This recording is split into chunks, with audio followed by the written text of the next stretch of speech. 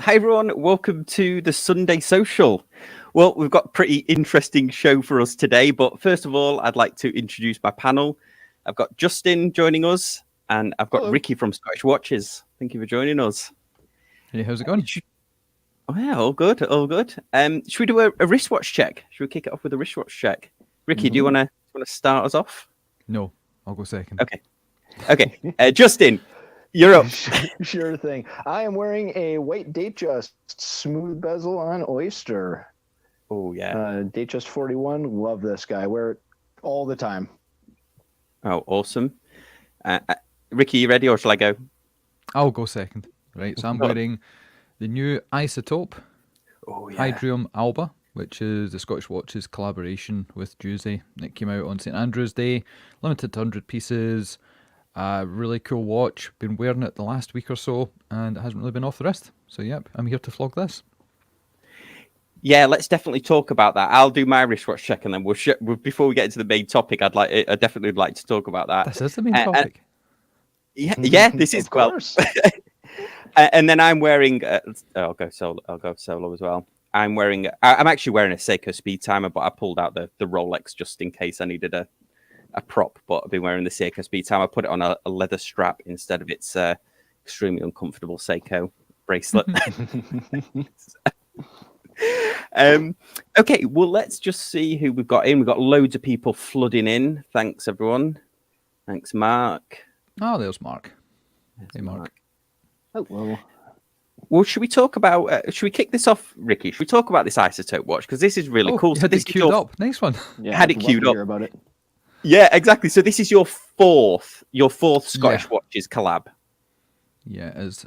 First one we did was 2 years ago. Everything seems to happen around about December for some reason. So it was 2 years ago we did our swatch, and it was a swatch XU, where people could actually choose the design of the watch. If you imagine a wallpaper background with a repeating pattern, or I don't know, Christmas wrapping paper, since we're in the festive mood, and you could slide it, rotate it, and then punch out the watch that you wanted from that display, and they would basically print the watch, send it to you. Perfect. Second one we did was exactly a year ago, and that was with Raketa, before all the problems with Russia happened, and that was to commemorate 50 years of their first unmanned expedition to Mars, where they sent back a video image of Mars, and we emulated that on the front. They made the Christopher Ward this year in the summer. Took a long time due to delays. That came out. That was the Highlander, based on their Sealander C63, and then rounding out the year on St Andrew's Day with this one, as I say, in association with Isotope, because we've done a lot of things with Jose over the last couple of years, and he's very forward thinking. And the watches he produces, they're not cookie cutter, they're not sublimages or anything like that, and just really like the look of it. And we decided, let's do something. He loves coming to Scotland. His company is named Isotope, which were discovered at Glasgow University, and he really likes coming to a place that's kind of separate. It's a little island off to the side called Arran, and he based his ideas on Arran. And there's a couple of little things that you can't really see in the pictures there. There's a couple of Easter eggs, like at the 12 o'clock position. You can maybe just about see if you zoom in carefully. There's a wee Easter egg right at the 12 o'clock that you can only really see in sunshine. So yeah, this one came out last week. We did a video, we did a podcast with them, and it's going great. Awesome. So they're limited. They're going to be released in. Oh no, they're actually pre-ordered now, aren't they? And then it's going to be delivered in January and February. Yes, they're already started. I think a couple have already trickled out, but because you know what it's like at Christmas time in the UK for postal stuff, deliveries, and there's some strike action, industrial action here, he didn't want to overpromise and underdeliver. And he was also down at the Watch Pro market this weekend showing the watch off to people as well.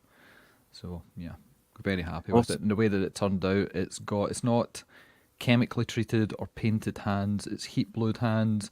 It's got a white enamel dial. It's not fume enamel. It's like cooker enamel, so it's a really hardened coating that's on it, and it looks great outside. And even the case back on it as well, which my webcam will not pick up properly.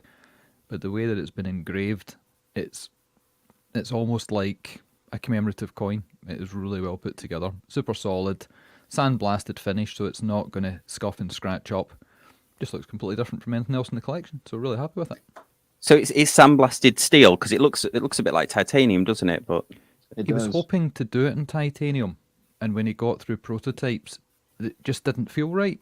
So he's going to do a titanium watch next year, but this one is stainless steel. But he liked the finish and the effect of it. And as soon as I put it on, I was reminded of like some of the Urworks, some of the Bulgari watches, but in stainless steel. So it's solid, 300 meters, Swiss-made movement inside, and yeah, all the good stuff that you're looking for. Awesome. I was going to ask Awesome. about that dial. The enamel looks fantastic.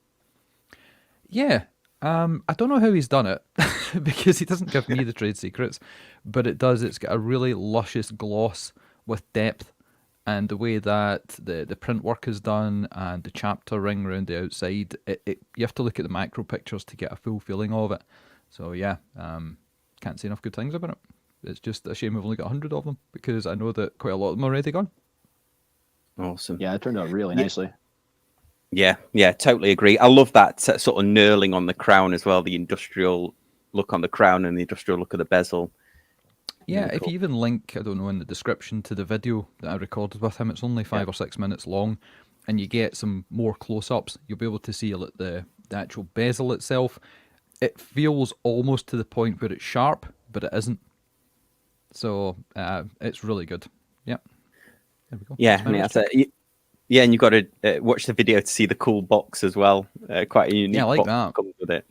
Yeah. That was something different. So he's always pulling new ideas out the bag. In the podcast episode we put out last week, he talks about some of the other releases he's brought out, like the Judge, the tobacco sort of coloration of one of his old radiums, it's called, the Will Return watch, and what he's got planned for next year. Yeah, there you go. Look at all this. So Yeah. the guy does different looking stuff. Unfortunately, a few people that listen to the podcast got in touch to say, loved the podcast, went to look at the Alba, ended up buying something else from him. And I'm like, next time. Can't have them all. Adrian No. Bardolph. Awesome. Well, thanks everyone for joining in the comments. Let us know as we go through this what your opinion on this is. But we had to talk about, and we've actually had a couple of days to digest this news. We didn't do a video as soon as this kind of released. We're waiting done, to you guys. Yeah, and it was pretty good. Adrian's done two. Adrian's did a really good job of his. Generelli's, she's been doing versions of that. You like that guy, don't you, Justin? The pitch meeting guy who pitch meetings the I saw her pitch movies. meeting for the deep sea challenge. Yeah, Yeah, she's Barely an inconvenience guy. Yes, That's so the one. she's been doing she's been doing that style. So she did that style for this one as well. So she did a pitch meeting for the Rolex CPO, as it's known. She did a good job of it. I'll say she did a good job. I'll have to check that out. I've not seen it. I saw Adrian's one, and the second one was quite good. Mm-hmm. He mentioned a chat me and him had about buying Porsche cars.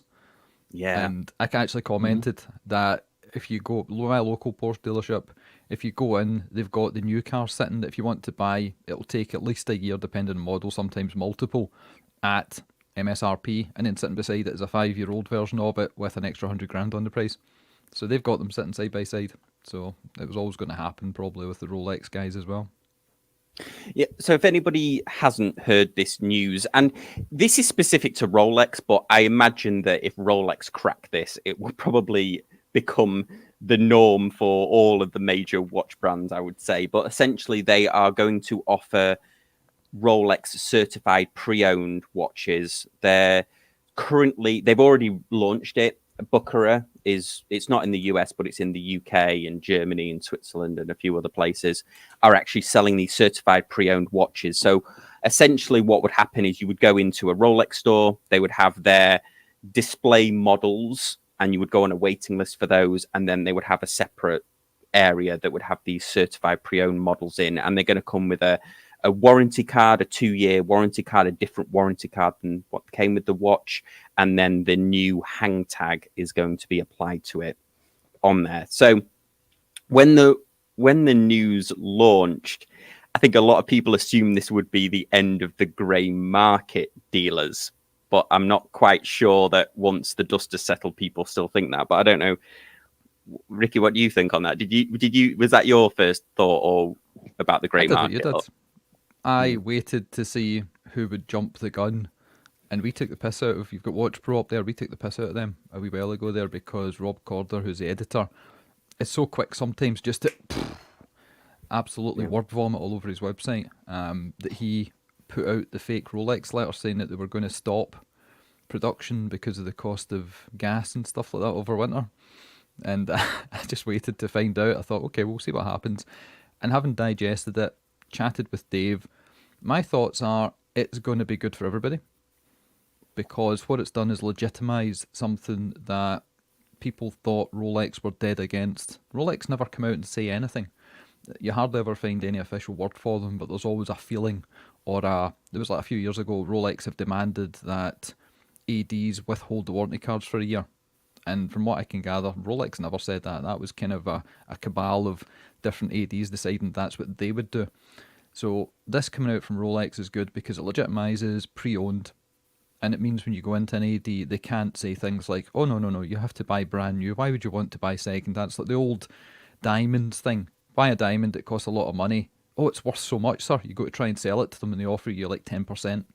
So I think it's going to be good. It legitimises it and also lets the public know that buying a 10-year-old watch or a 5-year-old watch is not like buying a 5 or 10-year-old car.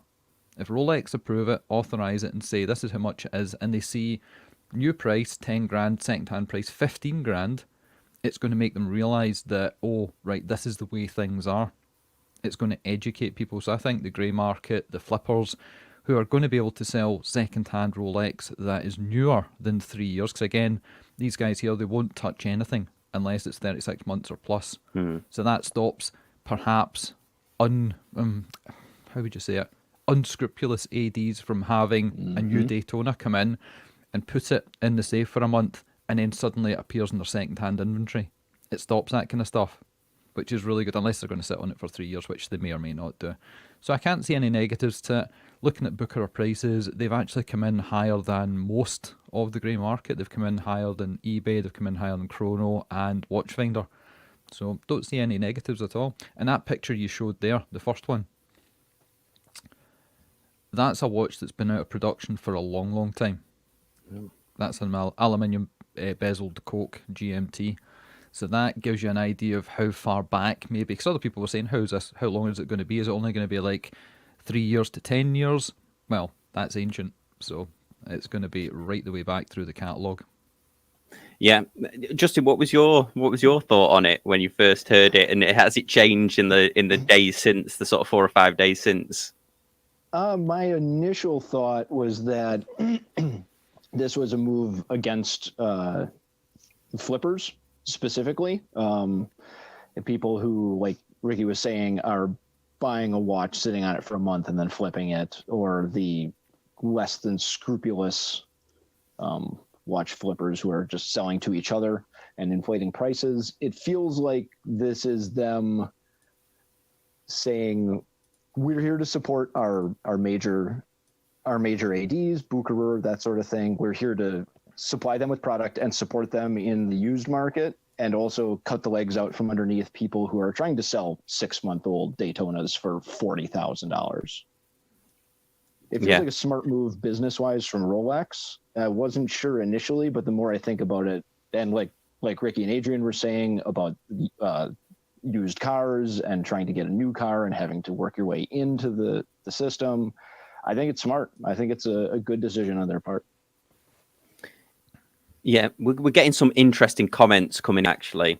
So Pete's saying, will Rolex ADs have to accept every trade-in and offer a decent price? I.e., will they take 29mm Lady Datejusts and other, well, he's saying other gross, but because there's that rumor for a long time, hasn't there, that the Lady Datejust, the 29mm or the smaller ones, are actually the biggest selling Rolexes of all time, or at least annually. It's an interesting point, that will they have to accept, or could they have a glut of inventory of many Lady Datejusts or Cellinis, for example, that perhaps aren't as desirable? I would again compare it to Porsche, and this is unknown. Rolex don't tell you anything. The dealers probably won't say much, But Porsche won't accept in any tatty old Boxster that's got 200,000 miles on it that nobody wants as a trade-in. They'll just say no thanks. They don't have to accept it. I don't know. I'm just speculating. Yeah. Another thing as well, which I would a thought that I had, if you start having trade-ins that are really well patinaed watches with the crazing on the dial and the lume that's aged at the same time, if they're servicing these watches, will they just, because Rolex's service is always to bring it up to current specifications, isn't it, or to current models? They don't, unless I think you have to like. Hadn't read they were servicing them. What we had kind of put together was they're just going to authenticate it, and it's not even going to Rolex, it's going to a Rolex approved technician. Yes, yeah. So that's what Watchfinder speculated, didn't Rob Corder speculated in his, he did a questions and answers thing, and he speculated that yes, it would be done locally, that the Rolex, but also he said that they've been encouraged to hire watchmakers that can certify these. But I would think that older watches would be automatically certified. Do you not think that they would they be serviced? You mean serviced? Yeah, sorry, what did I? Yeah, serviced. That's what the I older was the under watch, the impression. the harder it is, and the harder it is to find parts, and the less likely Rolex are to actually look at stuff. And the problem is there's such delays getting stuff to Rolex Service Centre in St James's in the UK just now. I think it's at least 2 months to get something looked at. I know when I inquired about an issue with one of my Rolex watches, that's what I was told, and I'd literally bought it a week before and said, there's something not right with this, I need it not repaired, but fixed. I was told to be away for a couple of months. So, Well, maybe that's a good point then, because I made the assumption that they would service the watches first. I mean, they're going to certify them, aren't they? But I would think that watches of a certain age, they would automatically service them, because they usually don't. If they're given a 2-year warranty, maybe they just wait. Maybe they just wait for if anything happens in that 2 years, and then they'll service it, I guess. Yeah, that might be a time graph, and if it's covers. okay, it's okay. But I wonder if some of these heritage pieces will be lost, or they'll be modified in some way if they do need a service. Like you don't, because you have some obviously specialist grey market dealers that specialize in vintage Rolex, don't they? And arguably they know, you could argue they know more than Rolex about the vintage models. So you get into tritium dials and stuff like that. People can be very particular.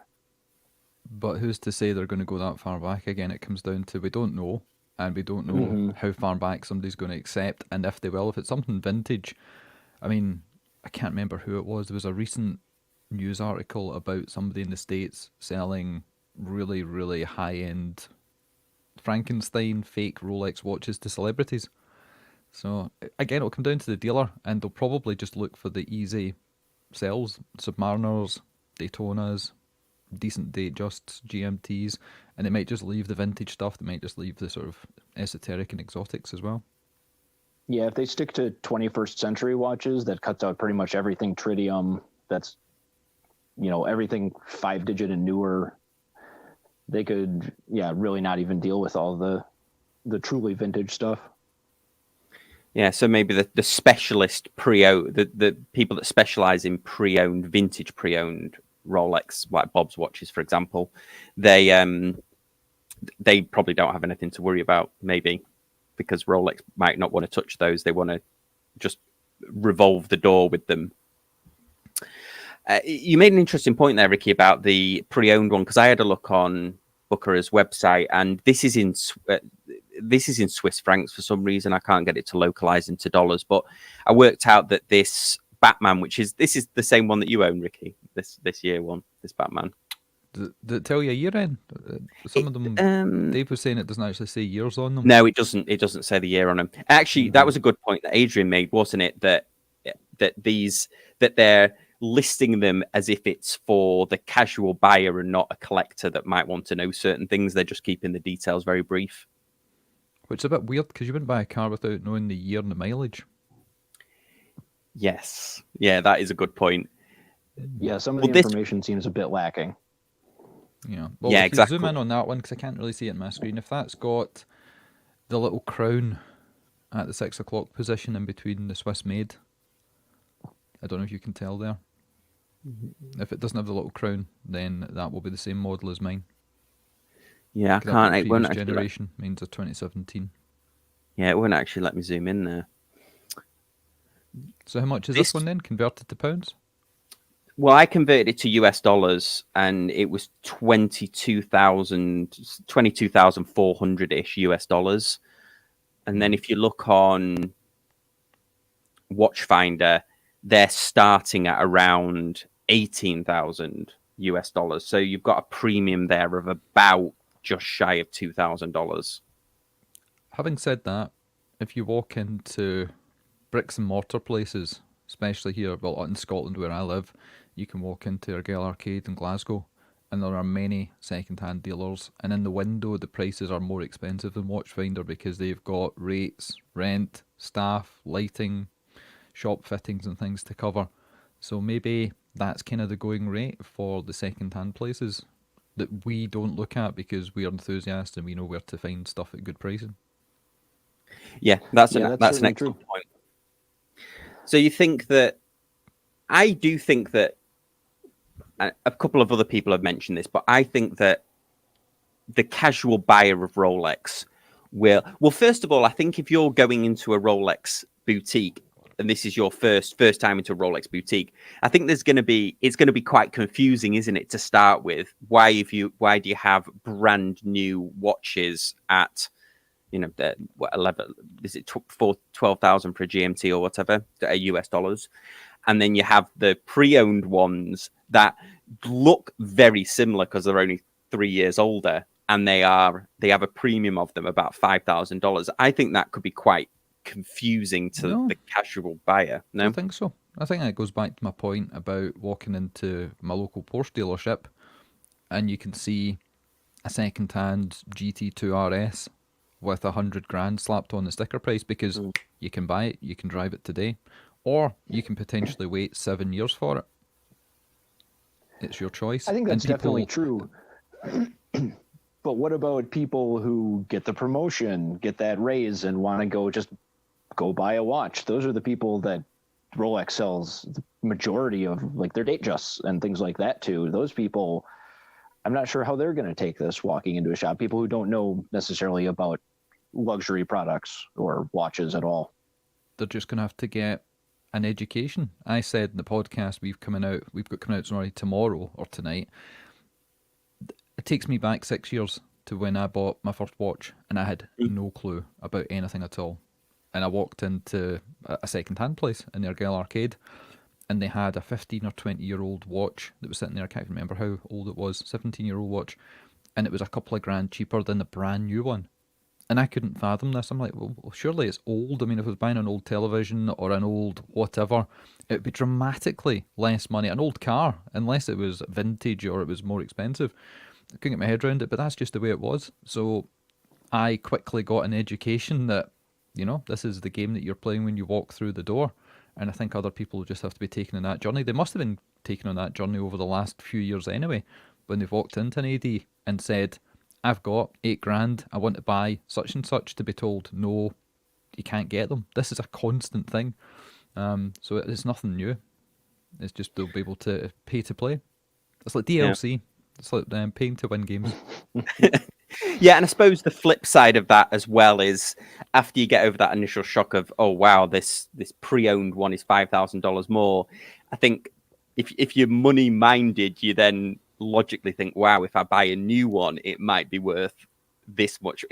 It's showing the lineage of price increase within the same store instead of you afterwards, after you bought your watch, going online and thinking, wow, that was cool. This might go up 5,000 in a couple of years. Yeah, it can be confirmation right there in front of you that it's going to increase in value.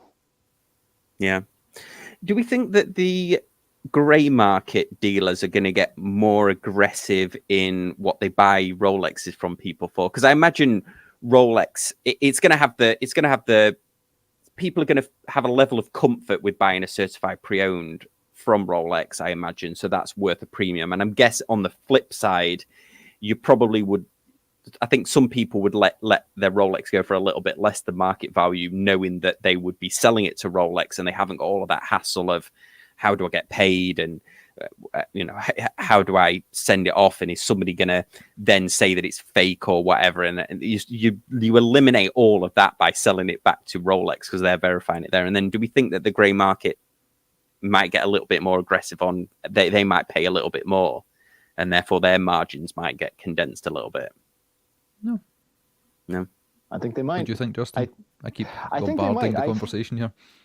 No problem. I think that the gray market, as you said, is going to have to come up with better pricing to be more competitive, because I feel like a lot of people are going to use this as an opportunity to buy a used sub now, in 3 years, trade that in for a new sub, in 3 years, trade that in for a Batman, in 5 years, trade that in for a Daytona, and just work their way up through the system. And if gray dealers want to get in and grab those watches before they get back to Rolex, I think they're going to have to seriously address their pricing. Yeah. But who says that Rolex is going to buy them at a cheap price? I don't necessarily Do you think they'll pay? Go ahead. I think they'll, again, going with the whole Booker don't have an easy time when it comes to costs. They've got big buildings versus another grey market dealer who's got far lower costs, I would assume, looking at the guys that we know. I don't think so. I think it'll legitimise it, and they've got that 3-year head start as well, where they can take something that was bought yesterday and sell it, whereas these guys have got to wait 3 years before they're allowed to touch it. Yeah. Orange Hand here says, will CPO buyers get ahead on the wait list for MSRP new models? You would hope. Yeah, I mean, Rolex would deny that. Yeah, Rolex would say absolutely not. That you go in and buy a Rolex, you're on a waiting list or whatever. But it is an interesting point, isn't it? Where would that encourage you? And then is it going to? I mean, it would encourage you to be a customer for a long time, wouldn't it? You're like, okay, we'll buy this one now, and then in 3 years, you wanted that GMT. You're on the list already. By 3 years, it'll probably be about the time to get one and come in and trade that one. It'll keep that door kind of revolving, and then each time, Rolex is obviously taking a little bit of a slice of the pie. Mm-hmm. Yeah, if you can roll the watch you bought 3 years ago into a new watch tomorrow as 80% of the payment of it or something like that, I think that'll be very popular with Rolex buyers. Yeah, I mean, it could even be a wash, couldn't it? Because I'm sure it wouldn't be, but if your GMT's gone up $5,000 or something in that 3 years, arguably, and the new one is probably hasn't gone up $5,000 in that time, maybe $1 or $2,000, maybe it might be a wash. I'm sure there'll be a convenience fee or a authentication fee or whatever fee or something. Yeah. Let's see if we've got any other copies. I think Canadian Watch Monkey is saying Rolex will become like De Beers, control the supply and charge whatever they want. That was kind of your point, wasn't it, Ricky? Diamonds. Yeah. So let's have a look at on Watch Pro. He actually went over some really. Apparently he'd asked Rolex these questions, and he hasn't got a response. So this is Rob Corder here. He speculated on what some of the answers might be. So he asked the question and answered them himself, but said this is hypothetically what Rolex would say. Yes. Does he like lawsuits? Don't like going to the source. Yeah, exactly. He said earlier this week I submitted questions to Rolex, which were passed up to Geneva. I was told they would be answered by an official press release, which dropped this morning. I thought I would put that to the test and try and answer all of the questions I had sent to Rolex in my own words or using extract from the press release. Is that it? He pitched it. So this is actually quite interesting. So some of the more interesting points where he made that point about the fact that I hadn't realized that. I thought that Rolex was servicing all of them and that these would go through the hands of a Rolex authorized service center. So I think there's one in I don't know if it's Seattle or somewhere here in the US, but it would go through those hands. But he's saying that Rolex have been encouraging people to have their own, and I'm sure that's. I used to work for an Apple Mac reseller a long time ago, and they would encourage us to do things, and it was more of a less choice and more obligation. So they like encouraged us to open a retail store and encouraged us to change our name and stuff. So I'm sure it's a speculation that it might be a similar thing, but it will be a shame probably if. the same way. Yes, probably exactly. the same way Rolex encourages ADs to update their shops and remodel. Well, I wonder whether this will actually. I wonder whether this will help with the ADs. That at one time it was almost silly, wasn't it? That there was nothing in the windows. We did a Bahamas cruise a couple of weeks ago, and we were in Nassau, and there was a Rolex AD there that had a big store, 2 watches in the whole store, because it got a bit. I remember, I think just before the pandemic, going to Vegas, and it was the same thing. There was hardly anything in the windows, and then they sent new little window displays that only had like a one slot for one watch and stuff. So maybe this certified pre-owned is a way of getting them to at least have the windows look full. And I wonder whether I mean, if it's expanded beyond Bucherer, and Bucherer have got a long-standing relationship, haven't they, with Rolex? Was it Bucherer that allowed Hans Willdorf to make watches in his studio, or was it like the other way around? There was a link right back, I think, to the early days of Rolex between the two There's companies. An old link. Yeah, they're maybe the first AD for Rolex. It goes back a long way with Bucherer.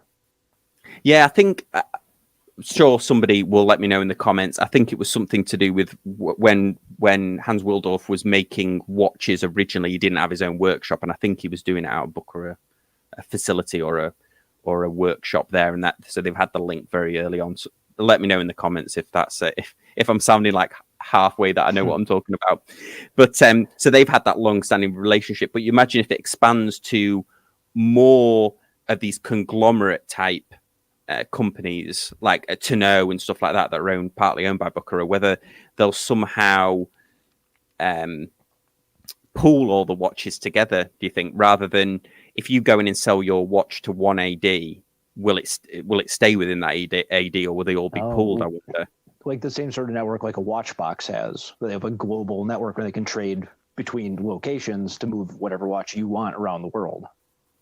Yeah. That would be interesting. Brassic Time says here, the Bahamas AD sold all of their Rolex to SBFs. Possibly. Very nice.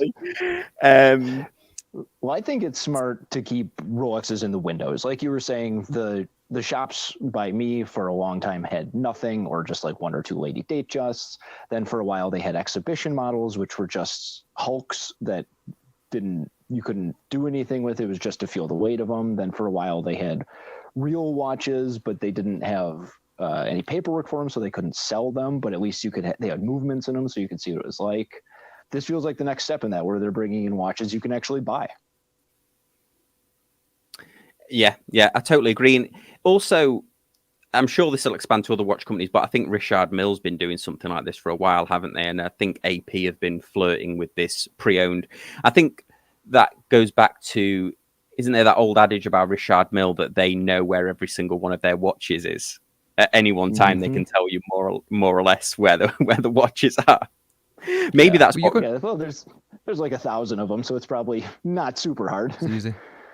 Were you going to read some of the stuff on the screen there? Yes, yeah. Do you want me to? Was it a bit of an eye test? No, I was just. I thought you said you were going to. Yes, yeah, absolutely, yeah. So basically, one of the questions we've asked is: do you expect the watches to be certified and authorized by Rolex to be resold with an additional warranty, or do they expect this to make them watches more valuable over time? And he says 100% yes. So I suppose some of the watches, if they've got a 2-year warranty and they're coming back, arguably, they won't be coming back every 3 years, will they? Because I think you could resell the watch once it's over 3 years. You could probably sell it to Rolex every year, couldn't you? You could probably go back after a year. So you could end up having watches with a perpetual 2-year warranty on them for, if they kept washing through the system. Mm-hmm. And then he's put, it says, how will Rolex authorize dealers, particularly those with accredited service centers, be involved? So he's put, it's unclear, but it seems implausible that Rolex itself will handle the potentially enormous volume of watches that will need to go through a rigorous certification process and ensure the watches are serviced to a level that allows them to be given a 2-year warranty. I think the ADs will do the work, but they will also build the cost of that work into the price of the watches and resell them. Other reasons why watches with a Rolex guarantee are likely to be more expensive. I expect only complex vintage watches to go to Rolex because it's unrealistic for ADs to have the skills, equipment, and parts to treat them. So this, obviously, he's not got this response from Rolex. He's speculating on this. He's speculating out in the woods with this one. Yeah, you think? Yeah, I would not be saying any of that kind of shit and then dangling the potentially Rolex would say this based on their press release. There's a couple of things there that's disputing back and forward what he's actually saying in one answer versus the other. Yeah, and Rolex within their press release went very heavy into the only used Rolexes should be bought from us, didn't they? This is the only now official channel to buy a used Rolex that they recognize. So they're really laying it on thick. So I think a lot of people would assume that this is now the one path to go to. If you're a casual buyer, then why would you go anywhere else? Which I suppose the grey market guys will probably have to have but as you say, the grey market guys might cater more to watch collectors or more educated watch buyers than perhaps the casual watch buyer that this seems to be. I would say your casual guys are the people that walk down and they see a nice shop display in a window and they walk in and they're greeted and they're given a free drink, versus the grey market guys that, I'll be honest, when I got into the hobby, the first place I went was second-hand place. It was very nice. It was a diamond dealership and it gave me the warms and the fuzzies, so I felt fine. Second watch I bought after I'd returned that first one, I bought from David Khalil at watchcollectors.co.uk, and he's a grey market dealer along with doing second-hand stuff, pre-owned. And I did a lot more checks before I bought from him because I was new to things. I didn't understand how the game was played and how these businesses operated. So the grey market's probably not the first place people would look anyway. So I don't think it'll affect them much. I think you have to have a certain comfortableness with the watch community to look into the grey market. Yeah. Yeah, you're right. And I think one of the interesting things when this was first announced was the speculation around, because Rolex, in theory, could kill the grey market resellers, couldn't they, by offering these watches for a lesser price? And I thought, wow, they could really, if they really wanted to stick it to the grey market dealers, that's what they could do. They could say, okay, well, a new Daytona is $14,000 and a pre-owned one is $12,000. But then I don't think after a couple of days past, it's like, yeah, it would kill the interest in the brand, the whole prestige and the luxury aspect of it. Because watches, if they're looked after properly, that's another thing. You cannot tell. If I'm buying a 10-year-old Daytona that looks a certain way and there's still a current model that looks the same, they're indistinguishable if they've been looked after or if they've been correctly polished and brought back to new. So they would shoot themselves in the foot. Yeah, that's where my thinking was, because I initially thought, wow, they could really, because there's been a lot of speculation, hasn't there, last year that Rolex was really trying to clamp down on the grey market dealers and the watch flippers, and that you were only going to be able to buy certain models, like 3 models a year, I think it was, and 1 sport model, 1 precious metal, and then one of the Datejust models, and that I don't think that was ever officially announced. It was a lot of speculation, but I don't think it was ever officially announced. So that it seemed like there was a lot of rumors around, they're really trying to tighten this up. But you're right, if they really wanted to, or I'm right, maybe I shouldn't say that sounds arrogant, but I think if they really wanted to stick it to it, they could do that, and they've obviously not gone down that road, but also because of the prestige as well. Orange Hands are saying, would you know how many times it's gone through the CPO system? Could you get a watch owned by 5 owners and polished many times? I mean, I don't know. We don't know the answer to that, but what do you think? It wouldn't matter how many times it's gone through, and you can only polish a watch to a certain point before you lose metal, and then you have to laser weld, and most people won't do that. And if they're properly checking them, they wouldn't allow that, because you know what Rolex are like with stuff. But I mean, if you look at high performance sports cars, they can go through 9 owners in the space of 10 years. Somebody gets bored, they move it on, and people don't care. As long as it's maintained, it's been serviced, it's been looked after. If I were buying a CPO watch, the number of owners ahead of me wouldn't bother me, because I know it's got the 2-year warranty. I know it's been certified by Rolex. That's, essentially as good as new. Yeah. Mark's saying that if Rolex did start setting prices, then they would have the EU coming down on them like a ton of bricks, I guess. Yeah, it's a decent point. So,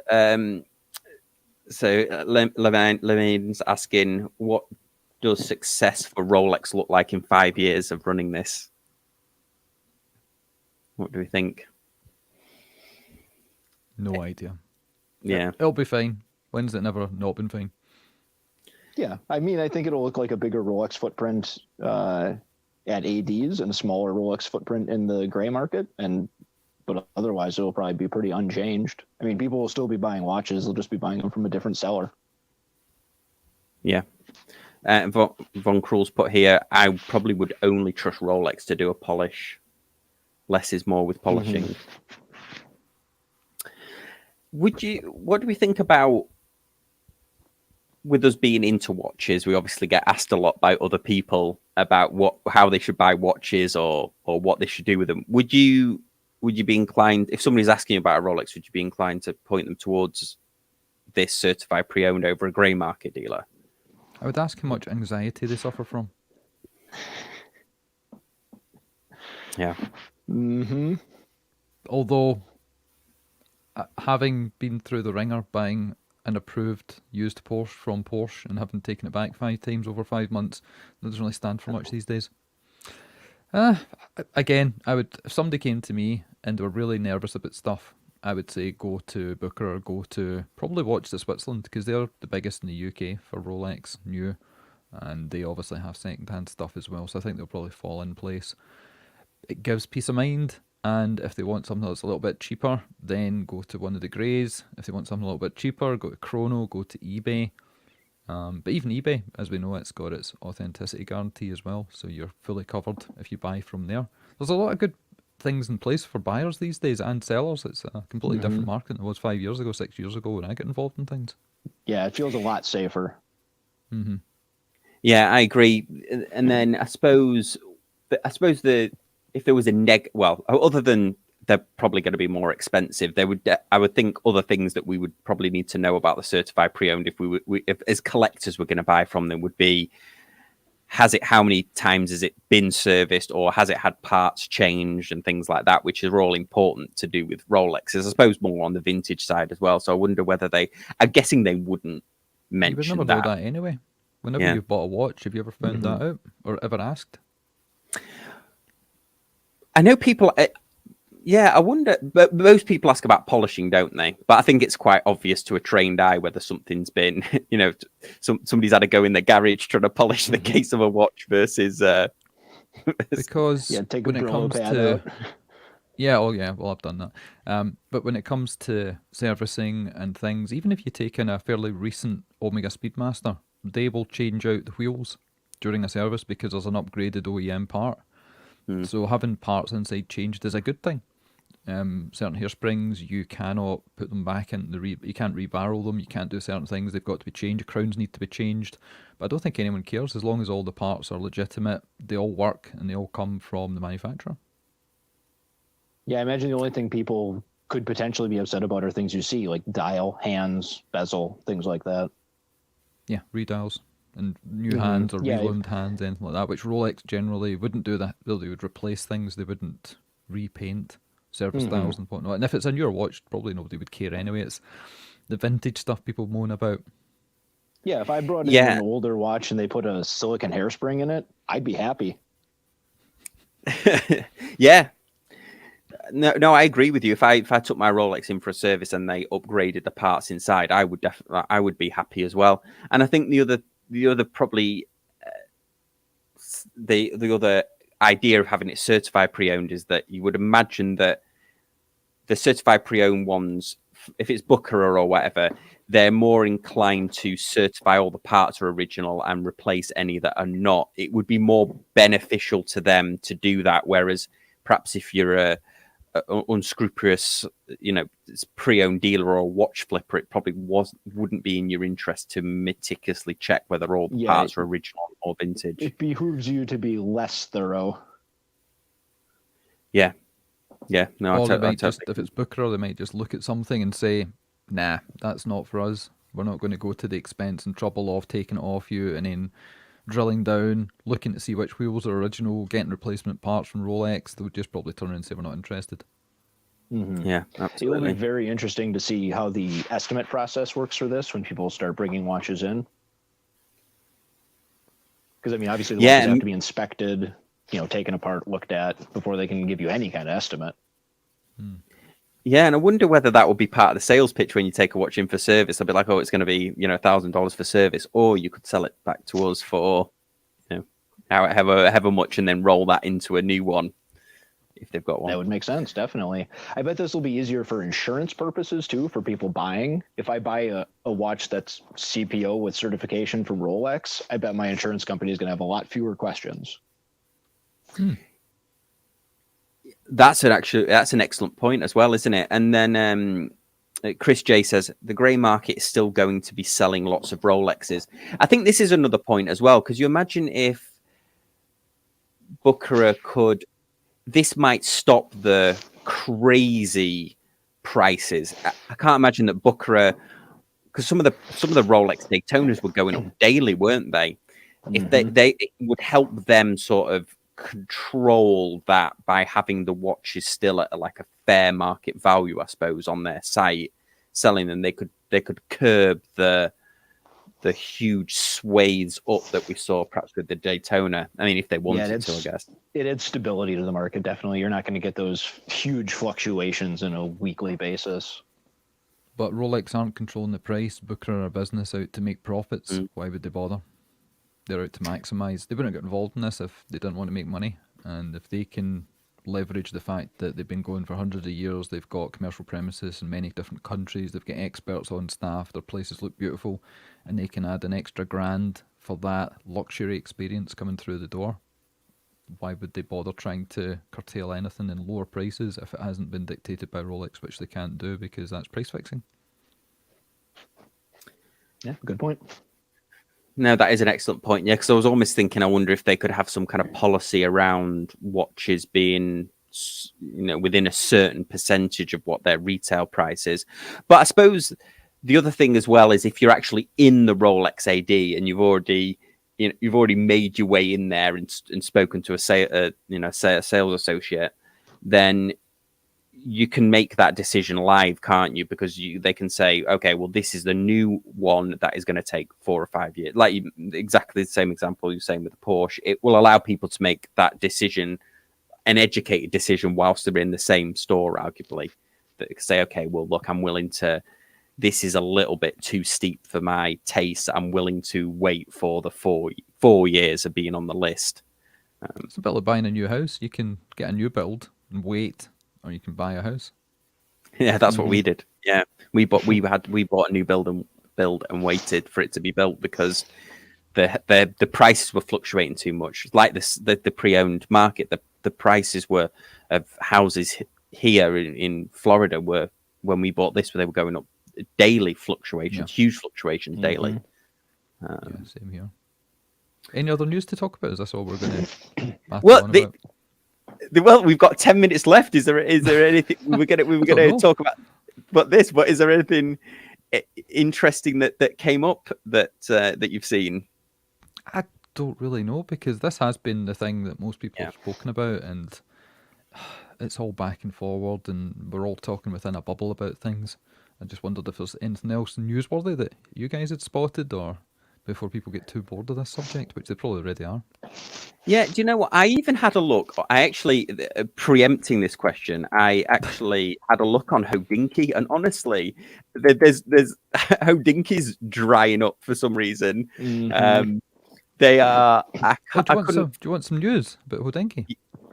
Oh Sure. yeah. Well, it's not news. Well, it's kind of news. So, about a week ago, they put an article up talking about Aldous Hodge, who stars in the fairly new DC movie Black Adam. And he's a watch collector, watch enthusiast, and he's been designing watches for decades. He's got piles and piles of books with drawings, sketches, all kinds of stuff. And he's very, very close to releasing his own watch. And he's not just collaborated with a brand, slapped his name on it. He's been working on the design, the layout, the bridges, everything to do with it. And he knows more than I do, more than all of us put together. Although you wouldn't think so, because he's a Hollywood actor. And he was at the New York Horology Forum 8 event a couple of months ago there. I got to meet him for the first time, and he's so down to earth. I was just blown away by how cool he was. And I got to see the watch, and he said, please don't take any photos of this. You know, it's a prototype. Once it gets launched, I want everybody to look at it then. You know, I'm going to wear it in the film, but you'll just see it casually, you know, nothing in depth. So we're all told, don't take pictures of it, no close-ups, do not publish, please do not do this. And we all respected that. Then a week ago, Hodinkee published an article about Aldous Hodge and his new watch. And me, Barbara Palumbo, and all the people that were over there were like, what the hell? He's not told us any of this. So we read the article, and again, it was a bit like the thing you showed with Rob Corder, where there was a lot of insinuation. There was nothing concrete. There was no official quotes, but there was close-up pictures. Somebody had taken a shot at the event I was at and zoomed right in. And on the picture, you could see exactly what was going on. We talked about it in the show, saying we don't think this is legit. And then the day after our podcast went out, Hodinkee went in and deleted it, removed it. And I heard through the grapevine that they got their arses kicked for that, because he was very specific about it and he was totally pissed off. Interesting. Yeah, I saw the article. I didn't read it, but I looked at the pictures, and I saw what you meant about the pictures that were zoomed in of his sketches, and that felt like surprising stuff to me that they would do that. Yeah, it felt very intrusive. I think Hodinkee over the last couple of years, it's a changed beast. I remember the days when the podcast first started and everybody would clamour to see what the latest limited edition release would be. People would hang around online and refresh and buy it. And there just seems all the wind seems to have gone from their sails in the last couple of years. They've had such a changeover of staff. They've had 3 CEOs in the space of 18 months. All the guys have been in, they've been out. Yeah, it's just, like I think of Jack Forrester as much as Ben as like the face for Hodinkee, and they're both gone. Yeah, he's away. Stephen Polveren left.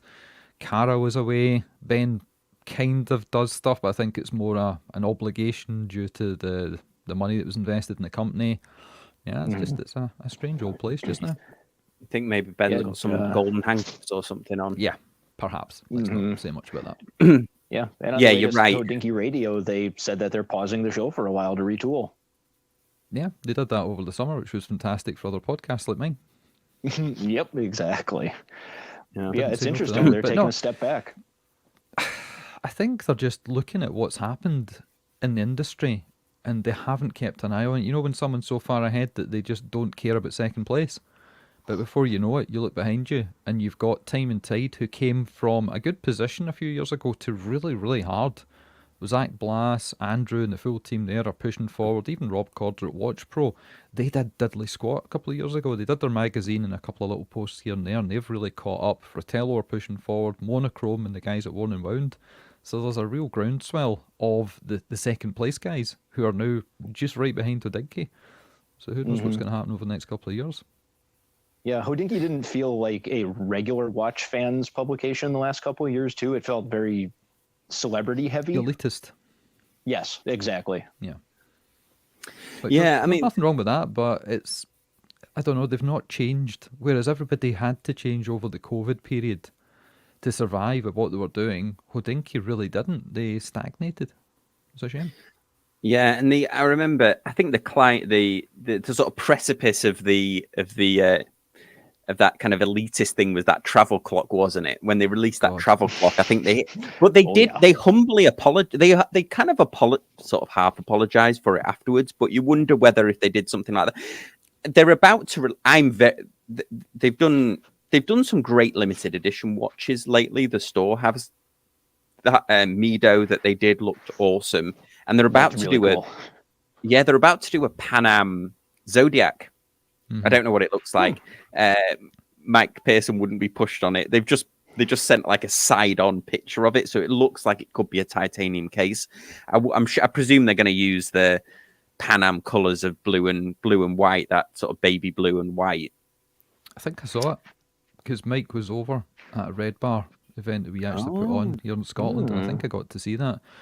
And because in Scotland, Pan Am's most well remembered for being the plane that, yeah. So I'm not too sure on that one there, but I don't know. Hodinkee, if it wasn't for Hodinkee, I probably wouldn't have got into this hobby as deeply as I did. There are a few different folks like Tim Mosso, even the urban gentry at the beginning. There was all things that were little stepping stones to where I'm coming, the collecting hobby. And I hope they don't disappear. I hope they get their act together. But it's changed days. Yeah, I know a lot of people were really upset about the Watchville closing, weren't they? And I never really used it, but I think a lot of people really used it as a news aggregator. It was a strange one because they didn't really proclaim it was them, and they had all their competitors on there, which seemed a little bit strange because if you're aggregating stuff, it's like you never hear a chat show host talking about other chat shows, because even if you only go once to have a listen or a watch, you're taking away a viewer, a listener from your own portfolio. And if that listener then goes, that's quite good, then you perhaps lose somebody, or 1 week they listen, 1 week they don't listen. On our podcast, we've found with certain other publications that they won't talk about other podcasts or other publications because of that reason. Whereas we're quite happy to bring folks on and go back and forward. It just seems to be the way that works. And as a community member, first and foremost, not an expert, I'm an enthusiast, I like that, but I can see how these businesses that are multi-million, billion-dollar companies, part of conglomerates, that's the way they would operate. So it's the difference between being part of the community and commenting on the community. Yeah, or perhaps in Hodinke's, I'm sure they saw themselves as a leading member of that. Yeah, it'd be interesting to see. I don't look at Hodinkee anywhere near as much. My news sources, I do look at Watch Pro quite a lot. I mean, I really like the articles and stuff like that. The website itself needs some. Yeah, it looks it's very. Oh, there's our watch there. 90s. Oh yeah, well, I mean, yes, that's a great article. I fully endorse going to watchpro.com and reading all about it there. Exactly. No, their website, I've said this to Rob as well, you go to the front page and when you click more at the bottom, sometimes it repeats half the stuff and then it stops dead. And if you go right to the bottom, the copyright notice doesn't even say who the copyright's for. See it down the bottom? The copyright symbol, nothing beside it. They copyright everything. We have a copyright over the whole internet. Copyright. Yeah. Yep. Yeah, it's very of the sort of late 90s, isn't it? The layout of it, or how websites worked back in the day. Well, maybe they're counting on other Swiss brands having completely non-functional websites. Like, well, as compared to Patek's website, we're doing pretty well. It's fine. I prefer actually Watchpro because you can get through it quicker than Fratello, where you're hunting in between things and there's a post and there's a different box and there's a banner and an advert, there's a pop down, there's a video, there's a mailing list, and you're like, where's the articles? Where's all the stuff I'm actually after? So Watchpro's actually fine. I'm just giving Rob I love the content on Watch Pro. I like Rob Corder's take on things. It's bite-sized, and the thing with Rob Corder is he's not a watch guy, he's a businessman. He knows dick about watches, and he said that when he came on, because I invited him on our podcast maybe 2 years ago. And he says, listen, don't ask me specifications and stuff. I'm all about the business. And if it isn't for the business, people can't buy watches. They can't collect. There couldn't be an enthusiast community without buying the watches. I mean, we brought him on. We talked about that side of things. It was market trends, new, pre-owned. And when he posts something on here and you read it, or even the guys that work for him, can't remember the guy's name, but I know Tracy Llewellyn, it's bite-sized. There's none of this absolute Hodinkee pish. Where there was Horological Dictionary posted a couple of years ago about an article where somebody was talking about a Tudor in bronze, and it's the type of watch an officer would wear on a dusty base. And random weird shit. It's a bit flowery. Oh God, Yeah, like an AI. There was a brilliant one on Hodinkee a couple of months ago. They posted it on their Instagram, and you might have read this one and seen it. And it was from an article they published, and the paragraph at the top started on the Instagram post saying, my wife was going into labour. We were in the car, ready to go to the hospital, and then I stopped the car in the driveway and I rushed into the house because I realised I wasn't wearing a watch. Yeah. Mm-hmm.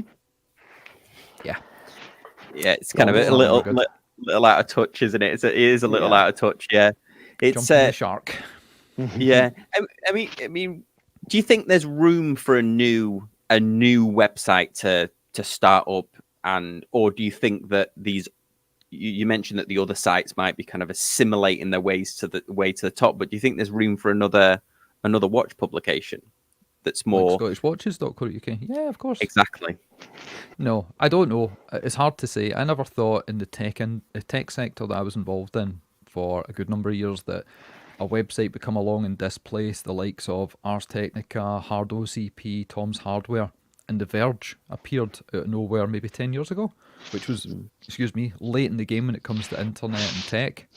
And they appeared out of nowhere and did really well. Or Huffington Post appeared, 15 years ago plus. And back then you had CNN, CNET, ZDNet, all these other places that were going. So you can never tell the future.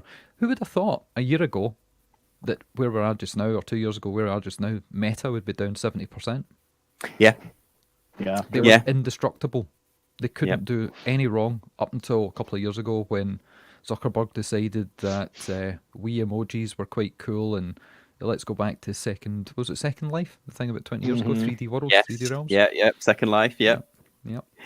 Yeah, it's funny because even the scandals didn't really affect them that much. The Cambridge Analytica thing, which you could have finished off a company, a huge company.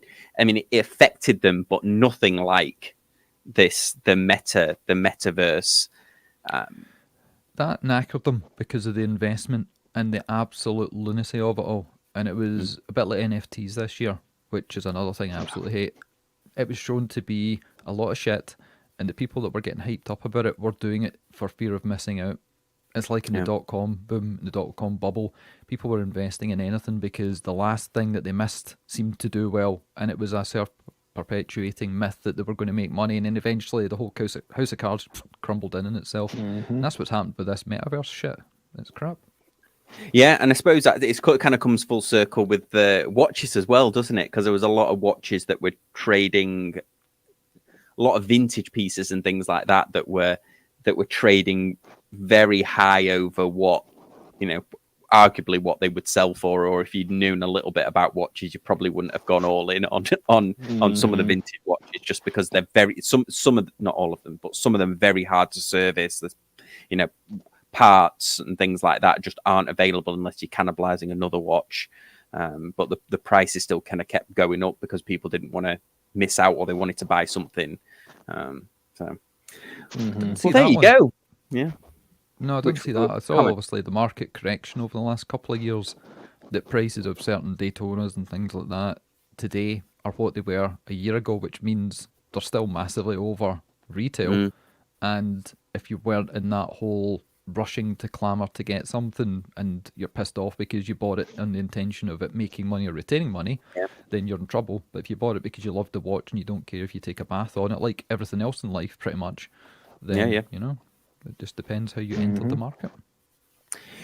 Yeah, that's true. I think there was a frenzy of at one time of collecting vintage watches that I think you would see it on eBay. Some would go for like crazy prices. There was a lot. I'm trying to think of some of the brands though that were going for like way over. I mean, the Omega X33, I think is I owned one, and I think it's a $1,200 watch, but they're now trading for $2,500. But the problem is if that module dies, I mean, you're in the hole for that amount of money to get Omega to replace it. So I think that there was a lot of craziness hyped by COVID and stuff like that. So a lot of people at home with time to be on the internet reading Hodinkee, reading about vintage watches and jumping on eBay.